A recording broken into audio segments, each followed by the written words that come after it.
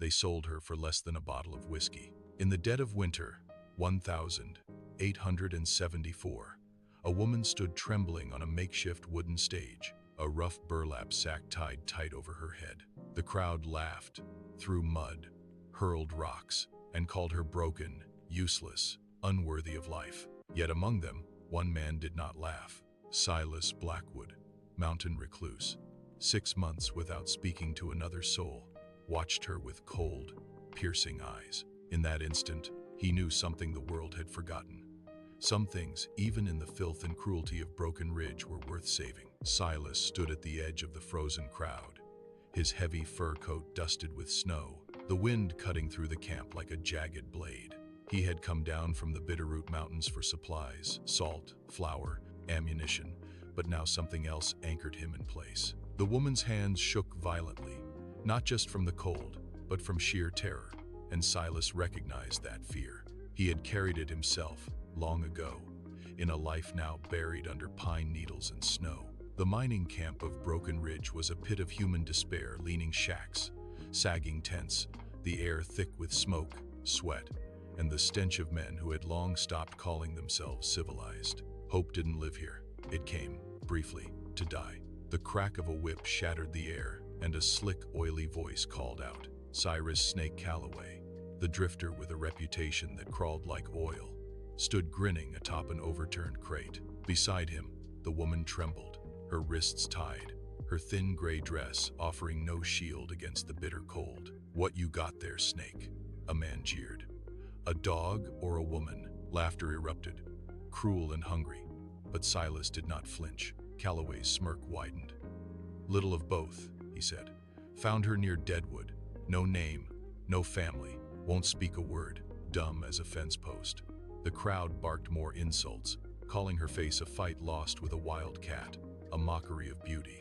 They began bidding, but the offers were low, even by the twisted standards of men who had no hearts left. $5. Silence. $3. No one moved. Finally, with a shrug that betrayed both cruelty and boredom, Calloway spat. $1. One silver dollar, or she stays tied to the trees for the wolves. Something snapped inside Silas. He was no hero. He never had been. He wanted only solitude, peace, a quiet death among his mountains. But he knew what it was to be discarded, treated as less than human.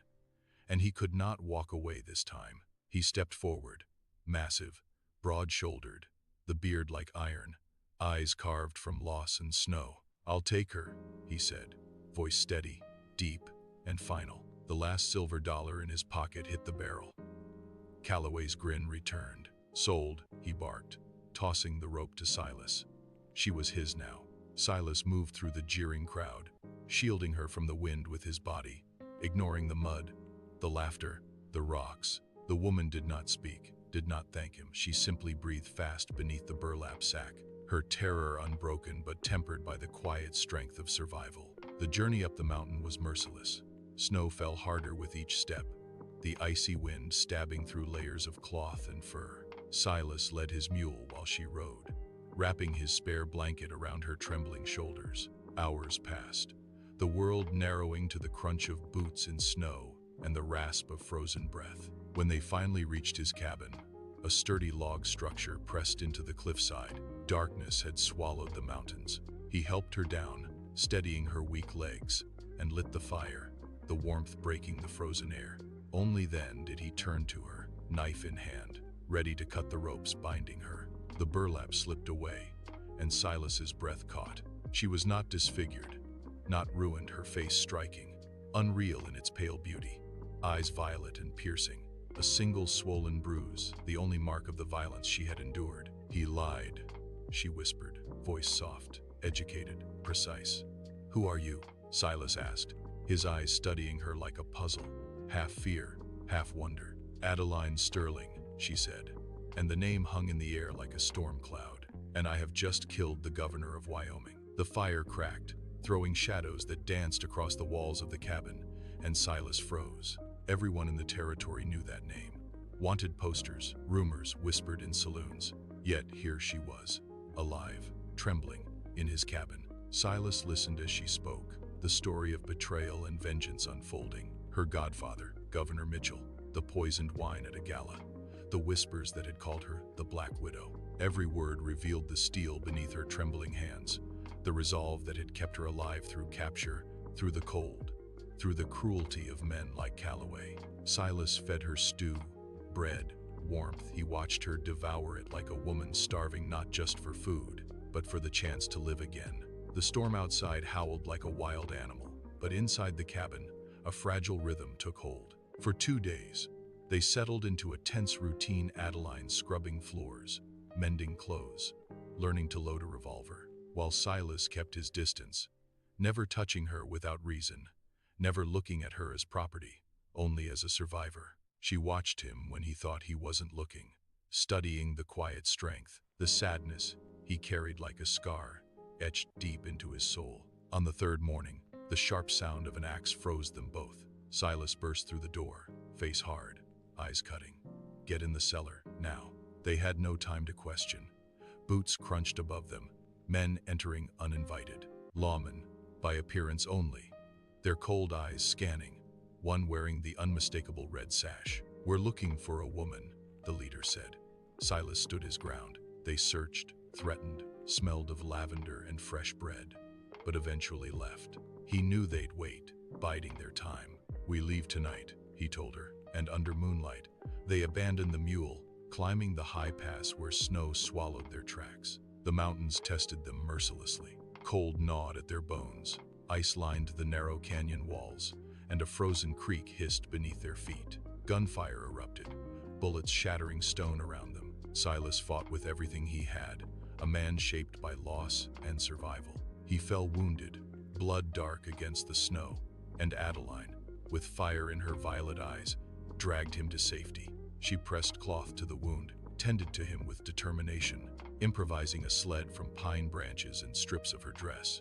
For 4 days, she pulled him through the snow, hunting and feeding him, whispering his name to keep him alive, refusing to leave him behind, refusing to surrender to the mountain's cruelty. At last, the mountains opened.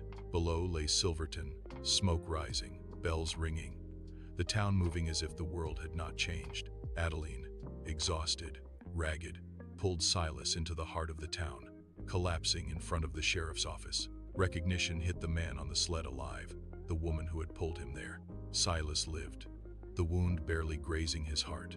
Adeline whispered her purpose.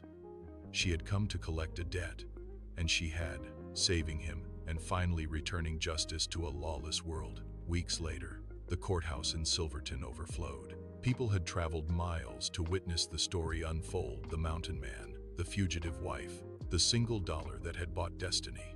Bogard Sterling, clean and confident, sat at the front, a man untouched by fear or consequence. Silas stood at the back, arm in a sling, posture straight despite the slow burn of pain from his near-fatal wound. The doors opened, and Adeline entered, her blue dress simple, a black veil hiding the fury and resolve in her face. She walked to the stand with steady steps, unshaken.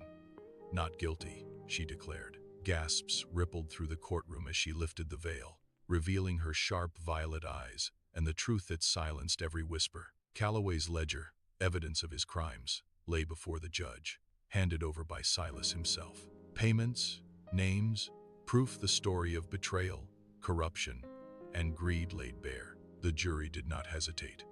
"Guilty," the foreman pronounced. Bogard screamed, dragged away, and the snow outside fell gently, covering the town like a soft, silent witness. Silas looked at Adeline, now free, her life and reputation restored. She turned to him, pressing a battered silver dollar into his hand. "I want to buy something," she said softly. "What can you buy for $1?" he asked. "A partner," she replied. Silas closed his fingers over the coin, sealing a promise, a bond forged in snow, blood, and courage. Together, they rode back into the high country, the mountains silent witnesses to a story of survival, justice, and unexpected love. They had faced the cruelty of men, the harshness of nature, and the shadows of their own pasts. Yet in the bitter cold, through the storm and danger, they had found something neither of them expected: a companion, a protector, a kindred spirit. And as the wind swept through the Bitterroot Peaks, it carried with it the echo of a single silver dollar that had changed 2 lives forever.